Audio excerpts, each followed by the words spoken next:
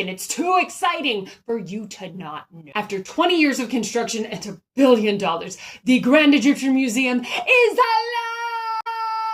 or at least fully open and operational. The project was initially announced back in the 90s. Construction began in 2005. Last year, they did a soft opening where most things were open.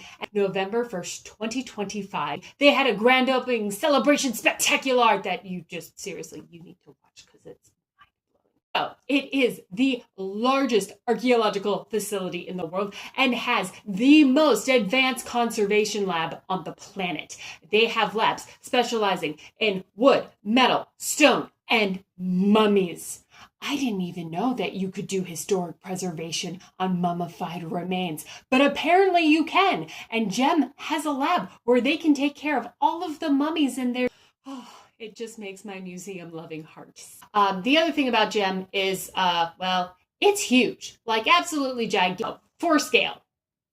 It's huge. One of the things that's noteworthy about the exhibits at GEM is that they are thematic rather than chronological, which practically results in objects that never ever would have gone on display are now case buddies. Yay! The other thing that's really noteworthy about their gallery spaces is that they are very tech heavy, and they actually put a lot of thought and intention into that rather than being what's the latest, what's the greatest. Their thought process was, this is that younger audiences would prefer to engage with their materials as opposed to two-dimensional didactic tech.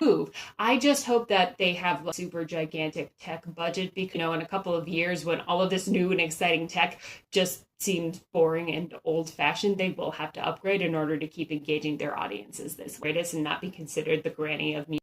I know what you're on. With all of that advanced technology, with their conservation lab, just with a building that's physically that big, their energy bills must be insane. And you know what, gentle viewer? You'd be wrong.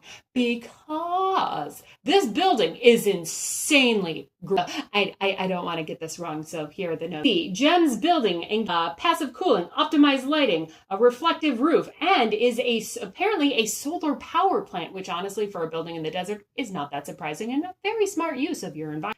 And it will use 60% less energy and 34% less water than a building of comparable size. So smart. And will also save them money in the long term, which isn't that what every museum wants to do. Now, the last thing we want to say about GEM is that we're so happy you're fully open to the public. Congratulations. You must be so excited of you.